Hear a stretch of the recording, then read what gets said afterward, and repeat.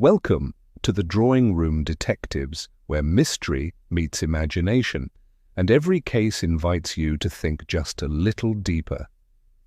Today, we step once again into the fog-laced streets of Victorian London, into a tale not found in the original canon, but written in the true spirit of appreciation for Sir Arthur Conan Doyle.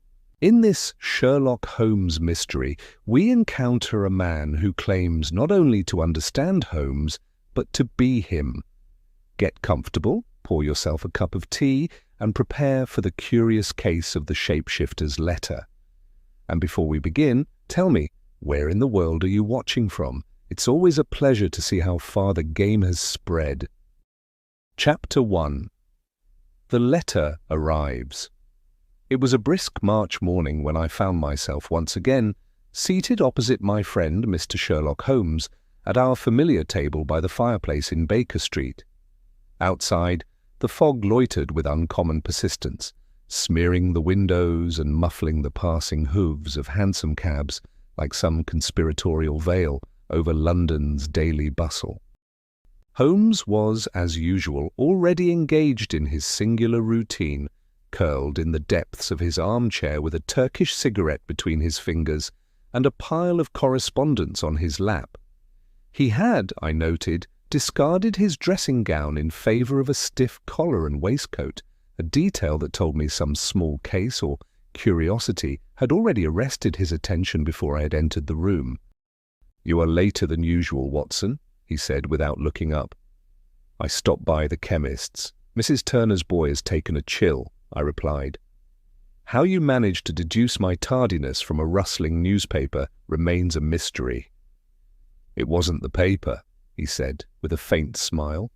"The smell of eucalyptus oil lingers on your cuff." Before I could offer any retort, there came the sound of steady footsteps upon the stairs, followed by the ever-dependable rapping of Mrs. Hudson at the door. "A letter for you, Mr. Holmes," she announced. "No return address, and rather odd in the naming, if I may say so." Holmes accepted the envelope from her with a glance. It was plain, ivory-hued, and entirely unmarked, save for a single line scrawled in type across the front, "To the one who knows." Holmes turned it over with mild curiosity before producing his penknife and slicing the seal. He unfolded the sheet within and held it up to the light. He murmured. "Most intriguing." I rose and stood behind him, reading the contents over his shoulder.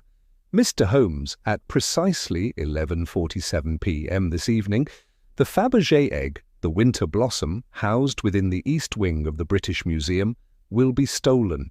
The guards will be uninjured, and no trace of forced entry will be found. Your presence is welcome, though you may prefer to observe rather than intervene.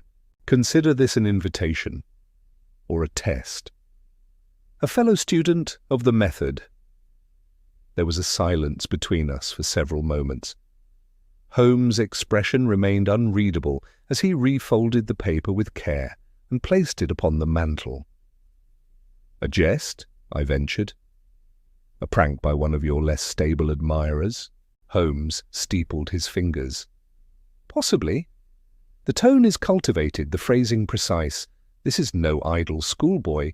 Whoever wrote it knows me or believes they do." I moved to examine the envelope more closely. "Typed, that's unusual." "Yes, but not damning. Many prefer the anonymity of the typewriter. It shields the tremor of the hand, the flourishes of character.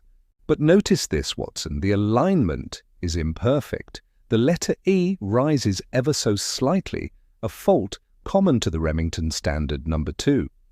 You think you've seen this machine before?" "I think I may have," he replied. "But what interests me more is the exactitude of the time, 11:47. Why not simply midnight? Why such specificity?" He rose suddenly, a gleam of excitement flickering in his eyes, the same look I had seen countless times before when the scent of mystery caught his finely tuned faculties. "I believe, Watson," he said as he reached for his coat and cane, "we shall be visiting the British Museum tonight. And the egg, I asked. Holmes smiled faintly. Let us see whether our anonymous correspondent is a prophet or merely a clever fraud. Chapter 2. The Egg Vanishes. That evening found us standing before the imposing facade of the British Museum, its great Ionic columns rising like solemn sentinels against the dimming sky. We were admitted discreetly through the staff entrance by a Mr. Allerton, the assistant curator of antiquities, a nervous man who gripped his ring of keys as if it were a crucifix. Holmes had wasted little time that afternoon.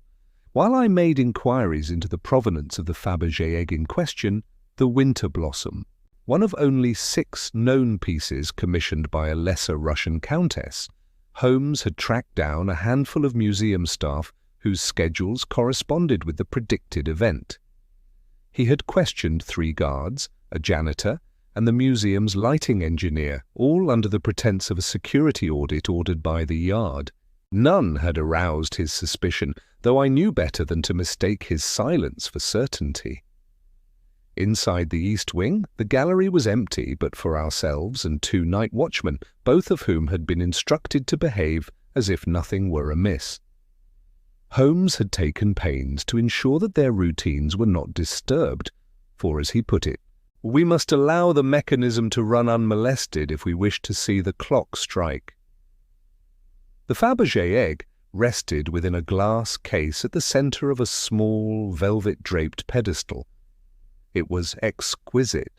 Not much larger than a goose egg, it shimmered under the lamplight in a delicate pattern of white enamel, with frost-like tracery of silver and pale blue sapphires curling across its surface. A tiny platinum clasp, shaped like a blooming snowdrop, adorned the top. I caught Holmes observing the display with narrowed eyes, not admiring the craftsmanship, but calculating angles, reflections, and sightlines as a chess master studies a board. "It is too exposed," he murmured, almost to himself. "A child with a rock could shatter it." "It hasn't happened yet," I offered. Holmes did not reply. He was already scanning the corners of the room, the edges of the skylights, the ornamental grilles beneath the ceiling mouldings. At precisely 11 o'clock, he selected a bench at the far end of the gallery, settled into it with the serenity of a man at the opera, and folded his long hands over his cane. I joined him, though the cold in the hall seemed to seep into my bones. Time passed slowly. The only sounds were the soft footfalls of the guards and the occasional creak of timber as the building adjusted to the night. Holmes remained entirely still, eyes fixed on the egg, unblinking. I watched the minute hand of my pocket watch crawl ever closer to the appointed time, 11:47. At exactly 11:46 the room felt different. Though the temperature remained the same, I was struck by an inexplicable sensation, as if we were not alone. A subtle sound, almost imperceptible, reached my ears, a faint clicking like the winding of a watch, followed by a sharp pop, and then darkness. The lights had gone out, not a gradual dimming nor a flicker, simply darkness, total and complete, for perhaps 3 seconds. Then the backup gas lamps engaged, flaring with a hiss. Holmes was already on his feet. We raced to the glass case, arriving just behind one of the guards who stood gaping in confusion. The egg was gone. The glass remained intact. There were no signs of tampering, no shattered remnants, no hurried footprints. Only the empty velvet cushion, slightly indented where the object had once sat. "Lights!" Holmes snapped. "The original circuit." Allerton came rushing in from the corridor with the engineer behind him, both pale as ghosts. Holmes took the engineer aside and began firing questions at rapid pace about circuits, timers, redundancies, recent inspections. I knelt beside the pedestal. The case was sealed with a brass latch, untouched, but the lock itself showed the faintest mark of recent contact, a smear, no, a faint crescent of dark residue, Holmes was at my side in seconds. "Grease," he said, inhaling. "Machinery oil, not from the museum systems, imported." He turned sharply. "Mr. Allerton, how many keys exist for this case?" "Only 3, Mr. Holmes. One with the security chief, one in our vault, and one kept by the exhibit's overseer, Mr. Falk." "And where is Mr. Falk?" "Abroad, in Geneva. He left last week for a conference." Holmes stared at the empty case with deep concentration. He produced a lens from his pocket and examined the base, muttering to himself. Then he straightened. "It was not a theft," he said flatly. "It was a substitution." I looked at him, baffled. "But the egg is missing." "Indeed, but I suspect it was not removed at 11:47. It was replaced days ago, perhaps longer. What we saw vanish tonight was not the real egg, but a decoy." "A decoy that vanished into thin air?" "No, a decoy that vanished through means theatrical rather than magical.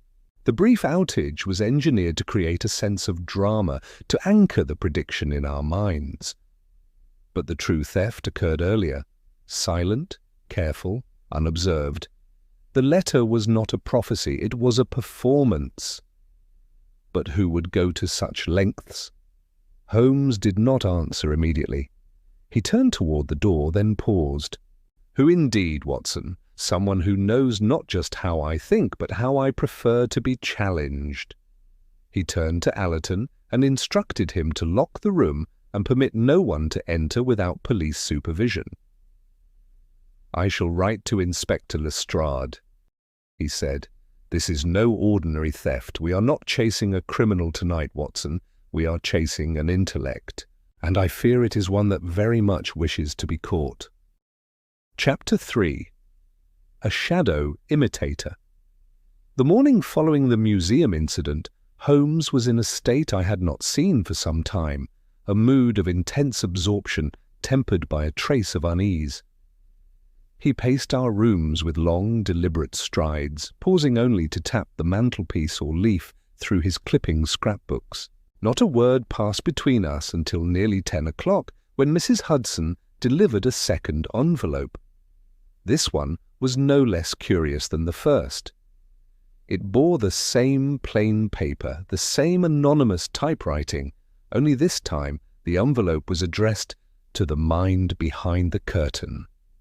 Holmes tore it open with a brisk flick of his fingers and scanned the contents. His brow furrowed and the corner of his mouth twitched upward, not in amusement, but recognition.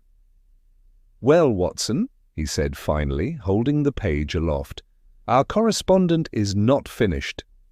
I took the letter, reading aloud. "To the mind behind the curtain. One event is a curiosity. 2 become intention. At precisely 3:14 this afternoon, a gentleman seated in the reading room of the Diogenes Club will die. Natural causes will be assumed. You may catch the culprit, though I suspect you will be watching the wrong hands. Yours in the art of precision, a fellow student of the method." I looked up, chilled. "That's today." "Indeed," Holmes replied. "And the Diogenes Club, no less." "Your brother's club?" He nodded. "Mycroft will not be pleased, but the note is precise. The time, 3:14. The place, an institution of silence and observation. There is a reason the scene was chosen." "And the manner of death?" I asked. "Unspecified," Holmes said. "That is the most cunning part. The egg's disappearance involved misdirection, the illusion of timing. I suspect this letter follows the same structure. The act may already be in motion." Without another word, Holmes retrieved his gloves and coat, checked the charge in his revolver, and turned to me. "You'll come?" "Of course." We arrived at the Diogenes Club just after noon, having sent a wire ahead to Mycroft to ensure our entry. The doorman, used to the elder Holmes's gravity and presence, admitted us without ceremony. Inside, the atmosphere was as I remembered it, quiet as a mausoleum, draped in books, cigars, and disdain for conversation. The reading room, an expanse of high-backed chairs, oak panelling, and scattered newspapers, was half occupied, its members ensconced in broadsheets or dozing under lamplight. Mycroft greeted us with the faintest flicker of irritation in his expression. "I hope this is worth the interruption," he said, not rising from his seat. Holmes offered a thin smile. "You may wish to remain seated regardless." He then began a slow walk about the perimeter of the room, eyeing each gentleman in turn. A judge, a bishop, a retired admiral, no one suspicious, nothing out of place. Until Holmes paused at a side table where a lean, bearded man in his 50s was reading a copy of the Times. Holmes stood very still. "Watson," he murmured, "observe his fingertips." I did as instructed. The man held the paper delicately with gloved hands. Odd in itself, but more so was the faint orange tinge at the base of his gloves. Nicotine, I guessed. Perhaps. Or something more exotic. Holmes moved on without confrontation. We took our seats at the edge of the room and waited. The tall grandfather clock struck 3. The room remained still. A few members stirred. One gentleman folded his paper, yawned, and adjusted his spectacles.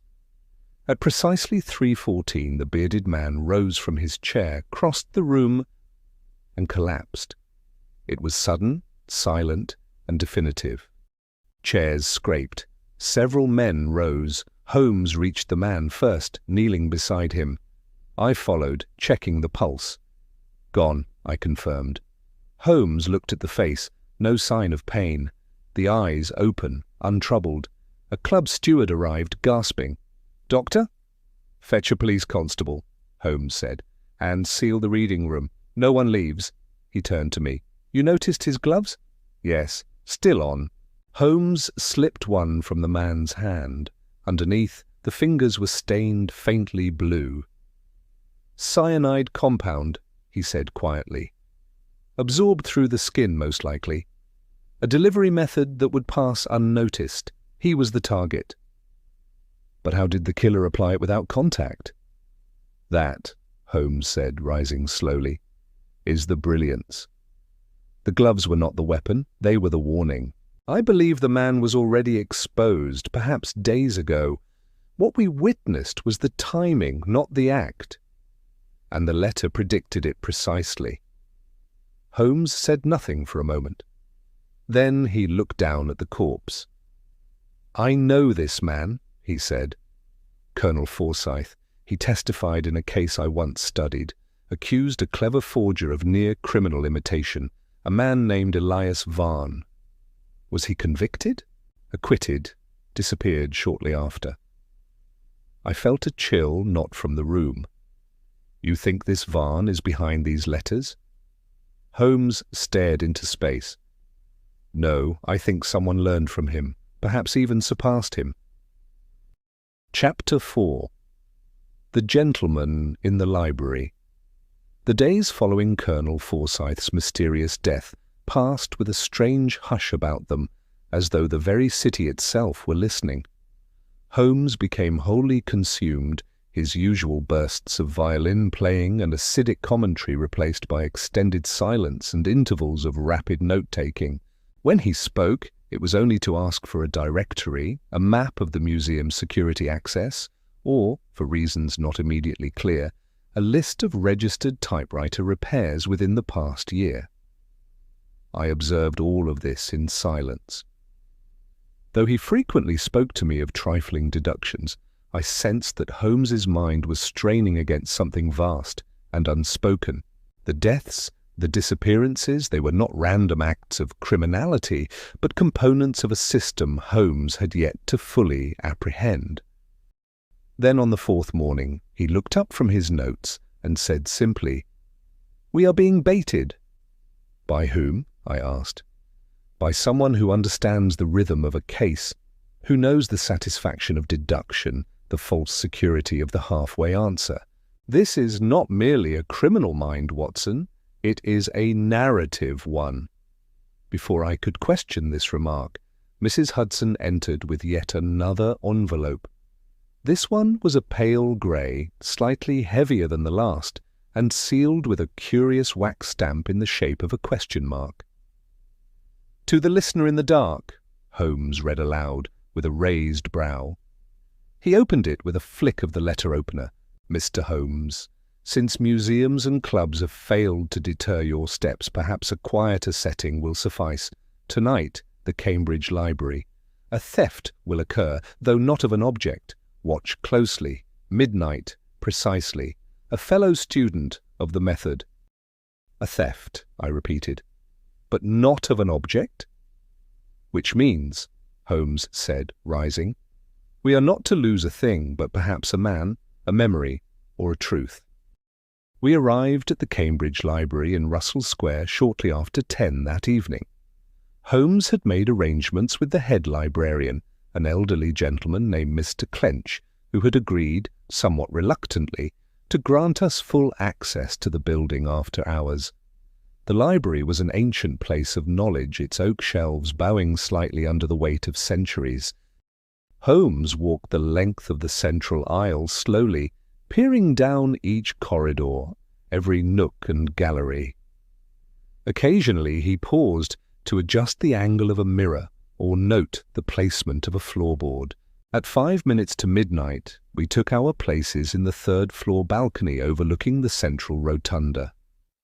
Below us, a single man was seated beneath a green-shaded lamp. He was well dressed, perhaps in his mid-30s, with dark hair slicked back and a book open before him. His fingers turned the pages with mechanical precision. Holmes passed me a pair of field glasses. "Who is he?" I whispered. "I do not know," Holmes replied. "But he is the only person who has entered the library in the last hour, and he matches none of the staff or the evening readers." "You believe he is our thief?" "No, I believe he is our clue." The clock struck 12.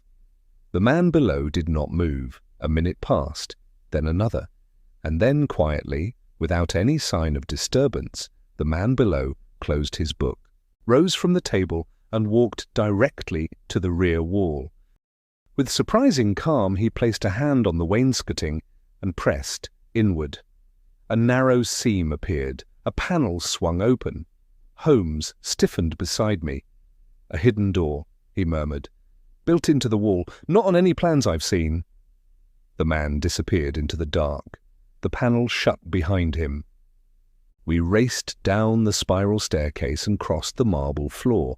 Holmes pressed his palms against the same section of wall, but it did not budge. "No mechanism," he muttered, "or it's on a timer." He knocked twice. Solid wood. Then he turned, scanning the room. His eyes fell on the book the man had been reading. It lay open on the table, face down. Holmes approached it, flipped it gently, then paused. Volume 4 of Macaulay's History of England, page bookmarked. He read the passage aloud. "An imposture long undetected is a proof not of stupidity, but of genius." Holmes did not speak for a full minute. Then, "This was not a theft of an object, Watson. It was a theft of place. That man does not belong in this building, and yet he passed unnoticed into a space that is not meant to exist." "You believe he planted the letter?" I asked. Holmes shook his head. "No, he was the letter." Chapter 5. The Man Who Wasn't There. For all his accustomed reserve, Holmes was unusually quiet on our return to Baker Street. He sat for nearly an hour in his armchair, fingers steepled beneath his chin, eyes fixed on some invisible point above the hearth. When at last he stirred, it was to rise, retrieve an atlas from the shelf, and consult a map of central London. "The library, the museum, the Diogenes Club," he murmured. "3 points forming a narrow triangle, but it is the centre of that triangle that interests me." He drew a small dot in the midst of the paper. "Red Lion Passage," I said, leaning over. Holmes nodded. A quiet alley. No institutions of note. No reason for our adversary to focus there, unless he trailed off, then closed the atlas with a snap. Come, Watson. If the answers won't come to us, we shall go to them. Red Lion Passage is not a place a gentleman lingers by choice. Tucked behind Holborn and wedged between two crumbling warehouses, it consists of uneven cobbles, rain-darkened brick, and the perpetual scent of coal smoke and stagnant water. We arrived just past midday, the sun weak and high, though the alley remained cloaked in a peculiar gloom. It was Holmes who first noticed the door. Set into the base of an old printing shop, it bore no signage, only a brass knob polished far too cleanly for the surrounding neglect. Holmes examined it with care, brushing away a cobweb and testing the hinges. "It was opened recently," he said. "See the scrape marks and the faint boot tread here, no larger than size 8. Without hesitation, he turned the knob.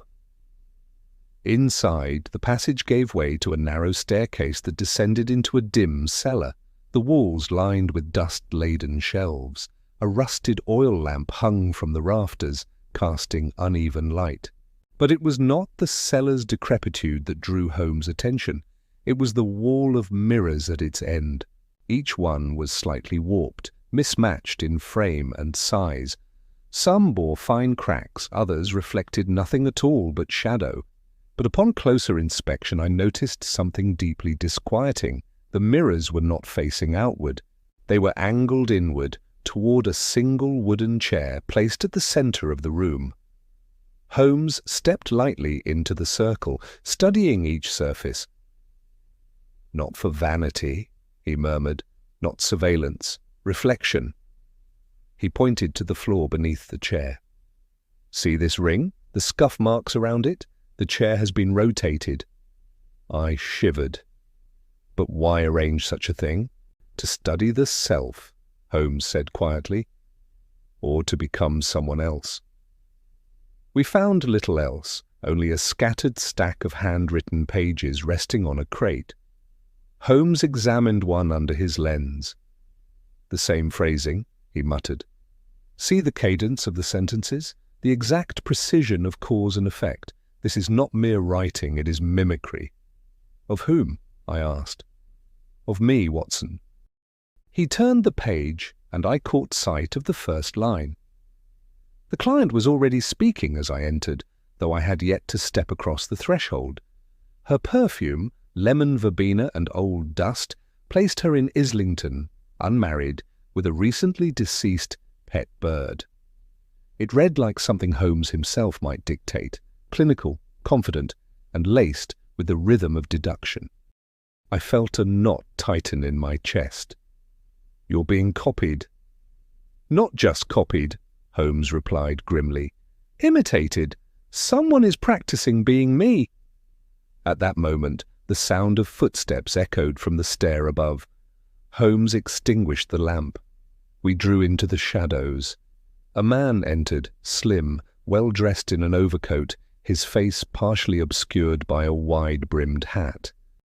He paused before the mirrors, adjusted his cuffs and sat in the chair. Holmes placed a finger to his lips. We watched in breathless silence as the man reached into his coat and withdrew something startling, a prosthetic nose and a false moustache which he affixed with swift precision. Then, in a low, measured voice, he began to speak aloud. To the mirrors. "You see, Watson, the dust on his shoes was not from London at all. It was coal soot, of the sort only found along the Welsh border." I turned to Holmes, stunned. "He's rehearsing being you." Holmes whispered, "And not badly either." But in that moment, the man froze mid-sentence, his eyes shifting slightly toward the mirror to his left. He rose. Holmes seized my arm. "He's seen something." We made to intercept him, but the man bolted for the stairs with unnatural speed. By the time we reached the street, he had vanished into the maze of alleyways, leaving behind only a faint scent of bergamot and ash.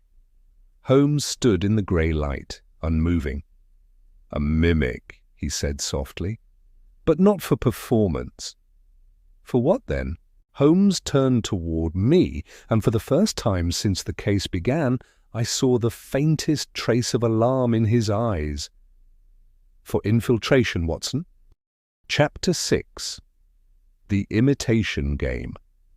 Holmes had always claimed that the surest sign of a great mind at work was the sense of unease it produced in others, not through fear or spectacle, but through the precision with which it exposed their own assumptions. By that measure, the letter left on Lestrade's desk had been written by no ordinary man. "To the man who sees through locks," Holmes repeated under his breath as we rode in a hansom back from Scotland Yard. He held the envelope in one gloved hand, turning it slowly in the fading afternoon light. "It's not merely a riddle, it's a taunt, a naming." "Do you think he was inside the yard himself?" I asked. Holmes tapped the edge of the letter thoughtfully. "Undoubtedly, and he left through the front door, unnoticed, unchallenged, because he was likely wearing a badge and a name not his own." "He could impersonate an officer?"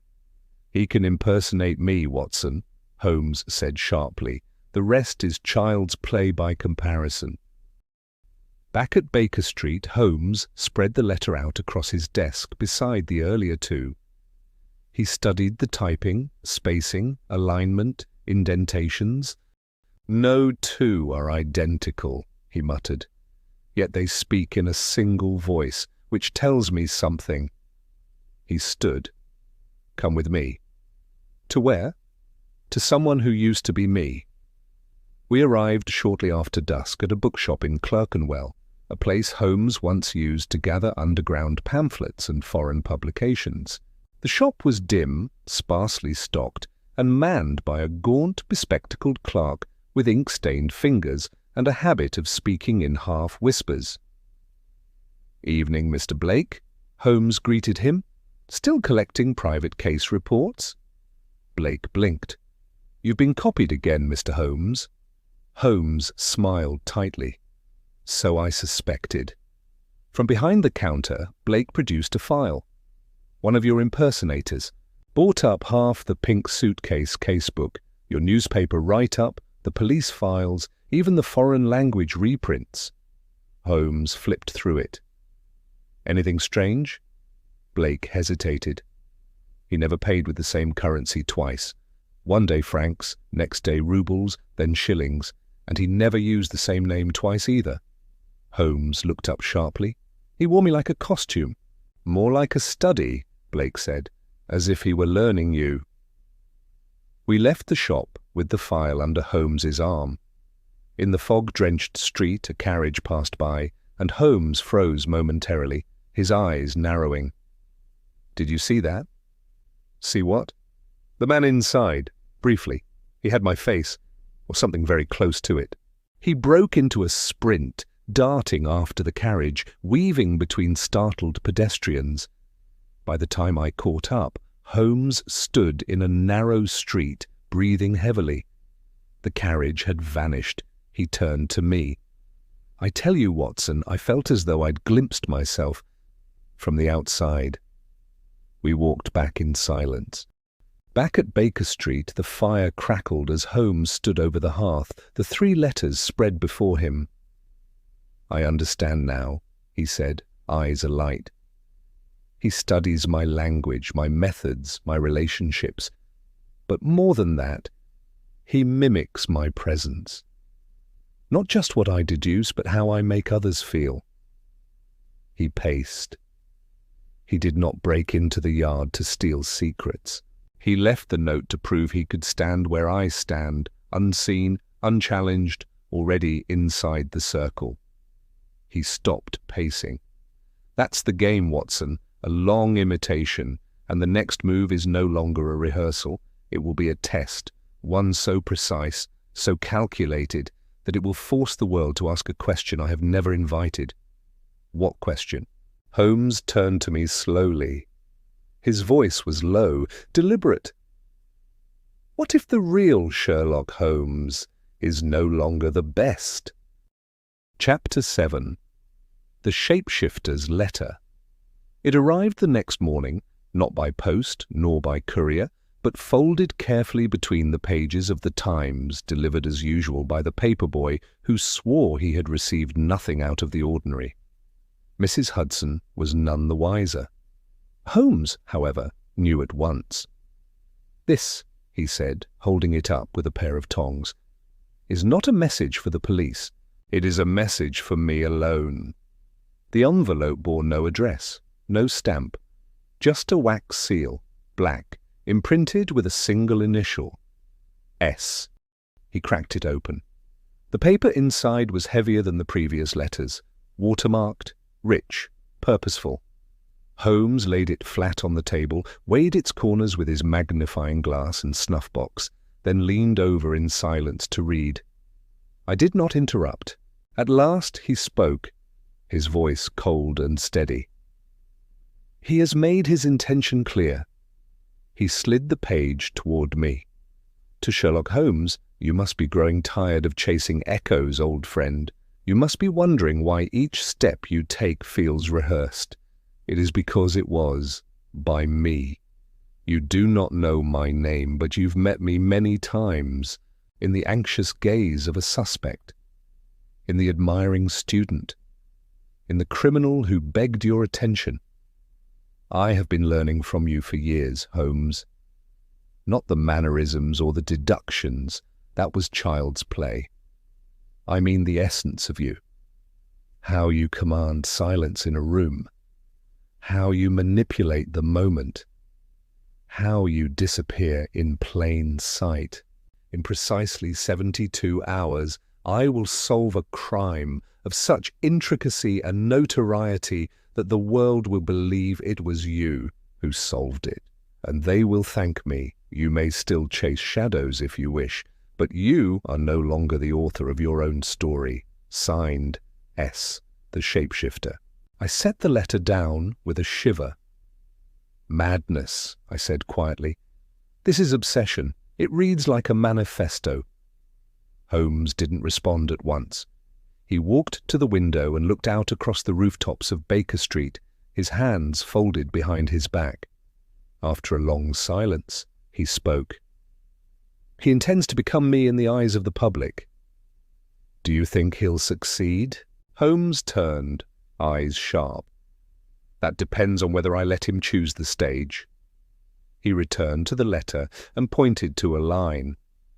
"I will solve a crime." "That implies foreknowledge," Holmes said. "It may already be committed, or, more disturbingly, about to be. Can we stop him?" Holmes frowned. "We can interrupt his plan, yes, but to destroy it, Watson, we must go further." "How?" "By doing what he cannot, by being me without becoming him." He walked over to the bureau and retrieved a slim, black notebook, his personal ledger of unsolved curiosities, oddities too incomplete to justify full investigation.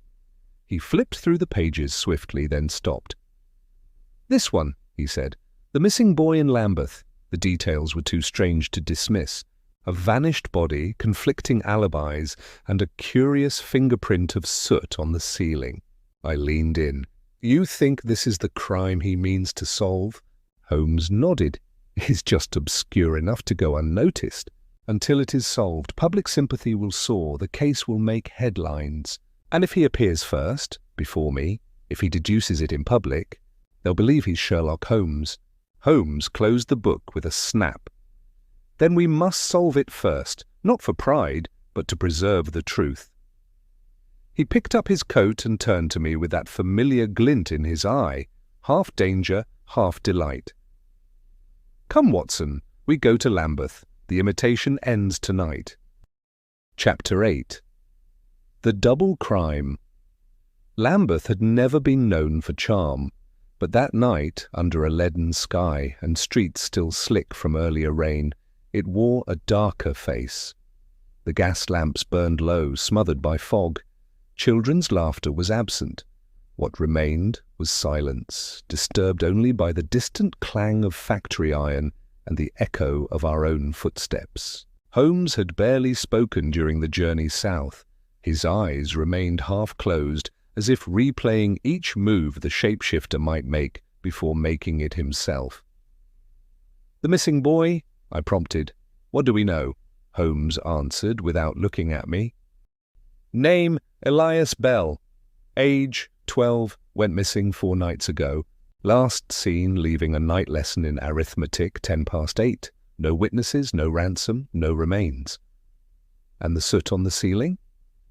"A fingerprint upside down, found above the boy's bed, too high for a child, too clear to be accidental."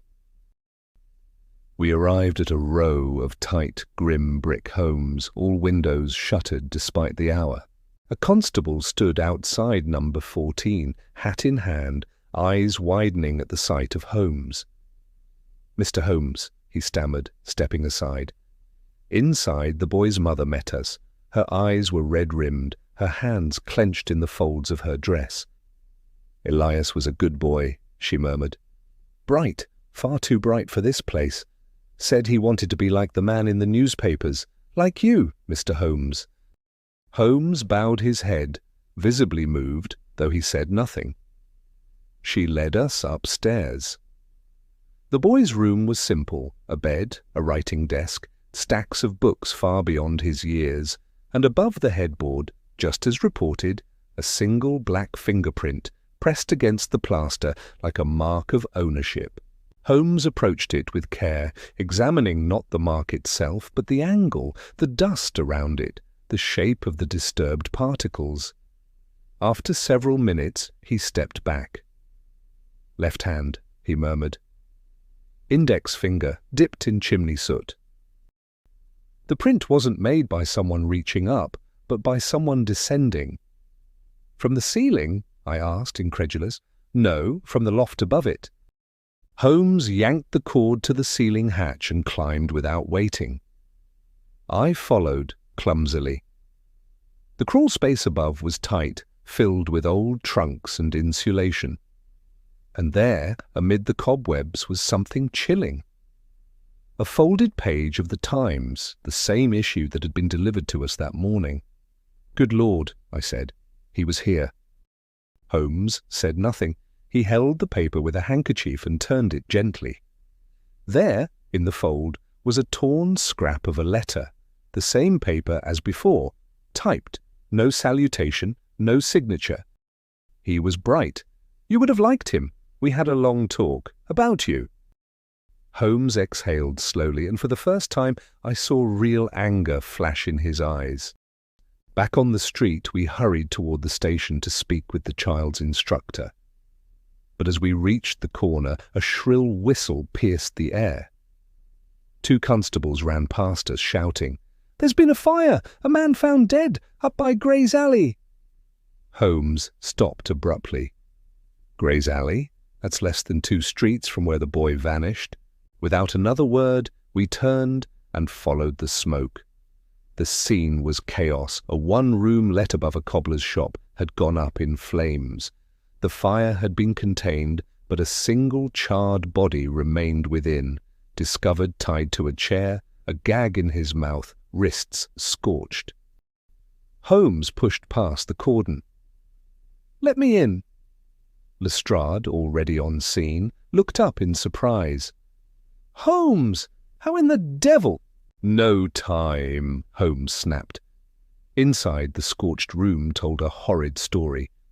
The victim's face was unrecognizable, but his clothes remained partially intact, fine wool, the buttons marked with the crest of a gentleman's club in Mayfair. "Who is he?" I asked. Holmes stooped and picked up a glint of metal near the corpse. A monocle, cracked but familiar. "Colonel Trench," Holmes murmured. "Our gentleman in the library." "But he was part of the earlier misdirection," I said. "What is he doing here?" Holmes pointed to the victim's left hand, 4 fingers curled, the index stiffly extended in the direction of the desk. On the desk sat another letter. Holmes opened it. 2 crimes, 2 versions, One man will solve them. The world will decide who it believes. Let the trial begin. Beneath it was a list of dates. The most recent was tomorrow's, and beside it, a single word: kidnapping. Holmes paled. It's not over, it's beginning again. Outside, as the crowds gathered and the constables jotted statements, Holmes stood very still. The shapeshifter is no longer emulating me, he said. He's writing his own narrative, using crimes as punctuation marks. These events aren't random, Watson. They are lines in a script in which he plays Sherlock Holmes, and I'm merely a footnote. And what do we do? Holmes turned to me. We will rewrite the ending. Chapter 9. The Trial of Two Detectives. The next day dawned with grim finality. Even the skies seemed to sense it, grey, low-hanging, thick with unshed rain. Holmes was silent through breakfast, refusing his usual pipe and tea. He stood by the window in his dressing gown, scanning the front page of every major newspaper with an intensity I had seen only in moments of true peril. And there it was. Boy found alive in Soho, anonymous tip, leads police to basement hideaway. Below the headline, a photograph of Elias Bell, frightened but unharmed, being carried from a dingy tenement. The boy was wrapped in a woolen coat, not just any coat, one that had once belonged to Sherlock Holmes. God in heaven, I breathed. He's done it. Holmes didn't answer. He only tapped the ink-smudged page. Read the byline, I did. As relayed to this paper by an anonymous detective present at the scene. Beneath it, a familiar phrase. Elementary, I believe. My heart sank. By midday, the story had gripped the entire city. The public, always eager for spectacle, now found itself caught between two legends, one established, one emerging. Holmes's name began to appear in tandem with headlines bearing strange qualifications, alleged, possibly involved, as claimed by sources. And through it all, Holmes said nothing. He donned his coat and gloves with mechanical precision. "Where are we going?" I asked. "To end this before it begins," he said. The boy was never the objective, nor the colonel. They were bait. He wants the final confrontation, and he wants it public. He handed me a card, a stark white invitation, delivered hours earlier by a street urchin who remembered nothing of the man who gave it to him. The Criterion Theatre, 8 o'clock sharp, one night only, a deduction in 2 acts. Witness the impossible, believe the unbelievable, choose your Holmes. The Criterion Theatre, lit like a jewel box in the fog, was already teeming with curious onlookers.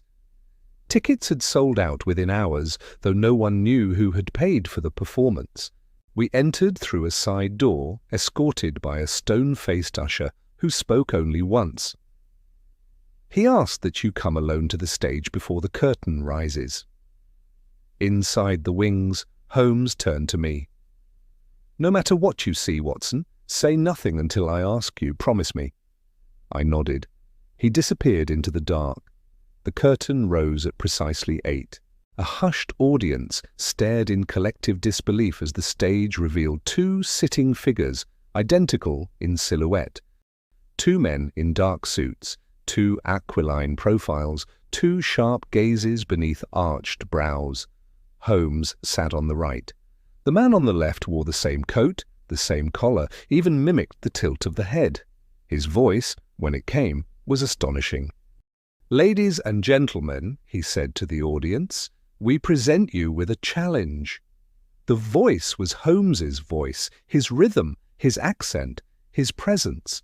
A theft, a murder, a child found, 3 mysteries, 3 conclusions, but only one of us solved them, the other merely observed. The audience murmured. Holmes rose slowly. "I do not intend to argue," he said evenly. "I will demonstrate." He stepped forward and launched into a deduction, brilliant, cutting, lightning quick. He described the front row of the audience in surgical detail, the judge with ink on his cuff from signing a late warrant, the shopkeeper with oil under his nails from a last-minute repair, the socialite who had changed earrings mid-carriage. They applauded. The theatre buzzed. Then the impostor stood and did the same, just as fast, just as precise, but different. Where Holmes cut with a scalpel, this man performed. He made deductions like a magician pulling scarves from his sleeve, flourishes, laughter, theatrics. The crowd adored him. Holmes watched, unmoved. Then the final act began. A constable brought out a sealed box. Inside, a pocketbook found at the scene of the colonel's death. Neither Holmes had seen it. It would be the decider. Each man was asked to deduce its owner. The impostor went first, flawless deductions, perfectly logical. Then Holmes took the book, opened it, and said just one sentence.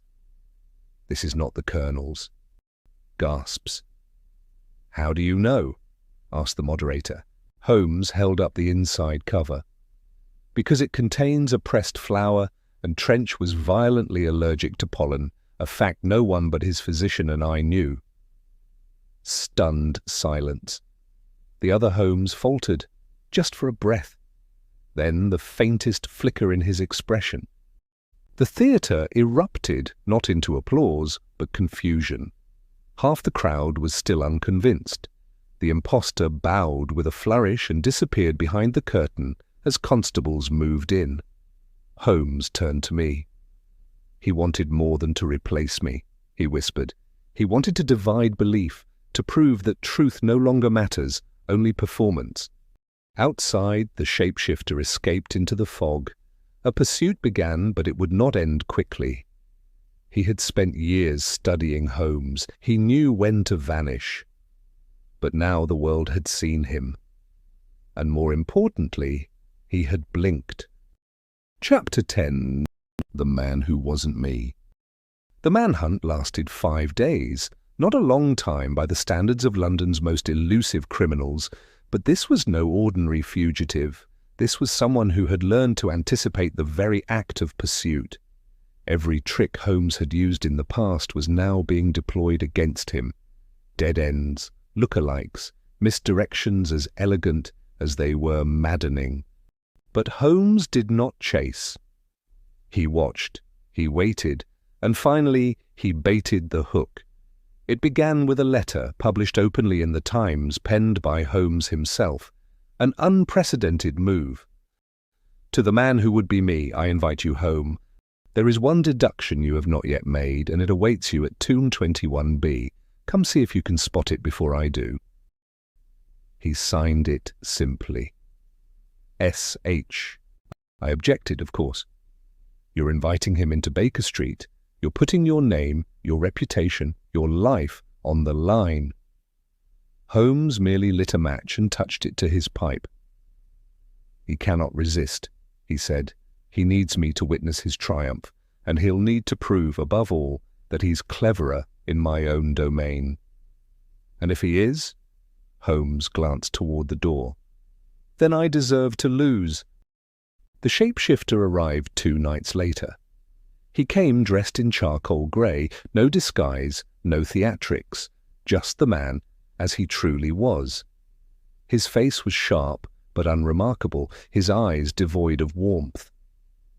Still there was something unnerving about him, the poise, the stillness, the faint echo of Holmes in his every motion. "Dr. Watson?" he greeted, nodding as if we were old acquaintances. "And of course, Mr. Holmes." Holmes said nothing. He motioned to the chair across from him, the same chair where Lestrade, Adler, and Moriarty had once sat. The man accepted it like a king receiving a throne. "So," the shapeshifter said softly, "what is the deduction I have not yet made?" Holmes folded his hands.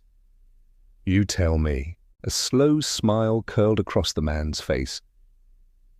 "There is nothing in this room I do not know. Every photograph, every crack in the ceiling, every thread in that tattered rug. I even know the contents of the violin case, yes, including the unfinished manuscript in E minor. Holmes raised an eyebrow, amused. Impressive, but you overlooked something. The shapeshifter leaned forward. What? Holmes stood and retrieved a framed photograph from the mantel. He turned it around. The image was recent. Elias Bell, the boy from Lambeth, smiling beside his mother. I returned to the Bell household this morning, Holmes said. The boy was drawing, a man, tall, pale, wore my coat, carried a small bottle in his hand, chloroform most likely, and in the corner of the page, without prompting, he'd written something. He handed over a second paper. A child's handwriting. Uneven but clear. The man who took me smelled like limes. And he was scared. The shapeshifter stiffened. You see, Holmes continued, you may know how I think, how I deduce. You may even know how I present myself, but you'll never know how I feel. You've mimicked intellect. But fear? Guilt? You can't erase them. The boy smelled them on you. I don't. You're not me, Holmes said, standing. You're the man who wasn't me. And now you've made your final mistake. You stepped out of the shadows and into a child's memory, and children remember what matters. The door burst open. Lestrade and two officers entered, pistols raised. The shapeshifter didn't fight. He merely sat back and smiled. I still won, he said softly. The world doubted you. They doubted truth. Holmes looked down at him. Perhaps. But doubt is temporary. Facts remain. As the man was led away, Holmes turned to the fire and dropped the invitation letter, the one that had lured the impostor. It curled in the flames. Gone. Later that night, the silence of Baker Street felt deeper than usual. I broke it. Did you mean what you said? That he wasn't evil, just empty? Holmes looked into the fire for a long while. He was a reflection, but not of me, of what the world wants genius to be. Sharp, showy, cold. He thought impersonation was mastery, but he misunderstood the weight of conscience. And what now? I asked. You've cleared your name, proven your identity. Holmes smiled faintly. Identity is not proven, Watson. It is lived, day by day, case by case. He reached for his violin and drew the bow slowly across the strings. A low, solemn note filled the room. Outside, the fog wrapped tighter around the gas lamps of London, but inside, 2 and 21B stood warm and clear. Holmes was home, and the shadow had passed. Epilogue. It was nearly a fortnight after the incident at the Criterion Theatre when we received official word. The man known only as the shapeshifter had been positively identified as Sebastian Roe, a disgraced former criminologist with a history of obsessive mimicry and falsified credentials. His trial was brief. The mountain of evidence collected, including forged notes, stolen garments, and eyewitness accounts, was insurmountable. The jury found him guilty on all counts: kidnapping, obstruction of justice, impersonation of a public figure, and the unlawful endangerment of a minor. He was sentenced to life imprisonment without possibility of parole. The newspapers printed his true name once, and then moved on. As quickly as he had risen to notoriety, he vanished from public consciousness, forgotten by a world eager for novelty. As for Holmes, he returned to his routine with characteristic precision. Though quieter than usual in the weeks that followed, he eventually resumed his cases, his violin, and his midnight musings. The locked drawer containing the shapeshifter's letters remained unopened, but untouched not out of fear, but because Holmes no longer needed to read them. I knew who he was before he arrived, Holmes said to me one evening. Now the world knows it too. That is enough. And so, The curious case of the shapeshifter's letter came to an end, not with a gunshot or a fall from a cliff, but with a quiet verdict and the return of order to Baker Street. Some cases linger in the mind for years. Others are closed, filed, and left undisturbed. This was one of the latter. And that concludes the curious case of the shapeshifter's letter, a tale of identity, deception, and one man's quiet triumph over shadows cast in his name. From the heart of Baker Street to wherever you are in the world, thank you for joining us. If this mystery stirred your imagination, please like the video, subscribe to the Drawing Room Detectives, and leave a comment telling us where you're watching from, because no matter how far you are, we're all sitting in the same armchair, unraveling the same threads.